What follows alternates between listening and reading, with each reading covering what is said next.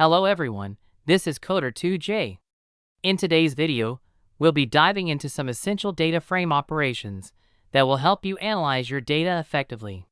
Let's get started. In the first step, we need to set up our environment to work with Spark and create a Spark session as usual. Here we named our Spark session data frame operations.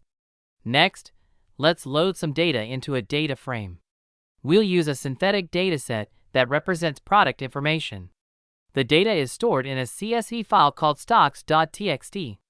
Here, we use the spark.read.csv method to read the CSV file. We set header equals true to treat the first row as column headers, and infer schema equals true to infer the data types of columns. Let's explore the data we loaded.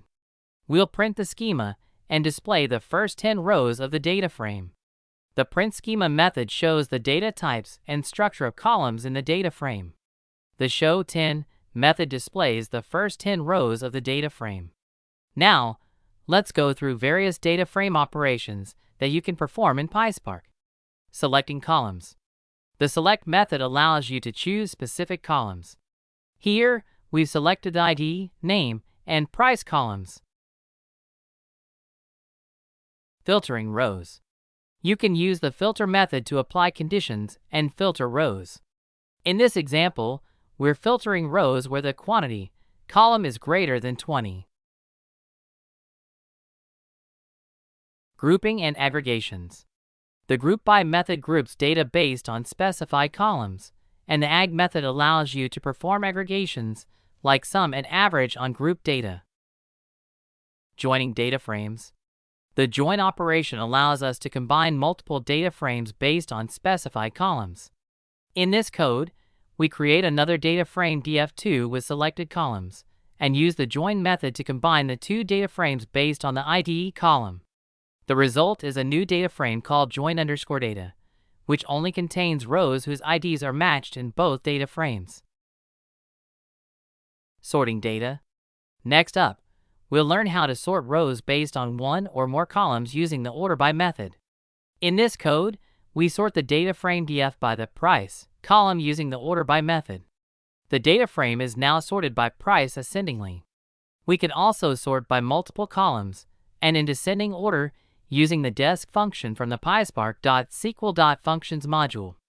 The result shows now it was first ordered by price descendingly and then by ID descendingly. When the price is the same, the row with a larger ID will be ordered first. Getting distinct rows. The distinct operation helps us find unique rows within a data frame.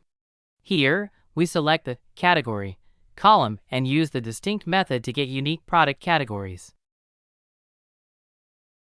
Dropping columns. With the drop operation, we can remove specified columns from a data frame. Let's say we remove the quantity and category columns from the data frame using the drop method. Adding calculated columns. Using the withColumn method, we can add new calculated columns to a data frame.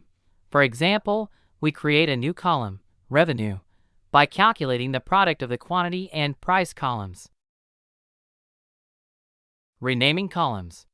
Lastly, we'll learn how to rename columns using the withColumn renamed method to improve column readability. In this example, we rename the price column to product_price using the withColumn renamed method. In the end, we need to stop the Spark session as a best practice. Congratulations! You've just completed a comprehensive tutorial on PySpark data frame operations. If you found this video helpful, don't forget to like, subscribe, and hit the notification bell. Thanks for watching, and see you in the next video.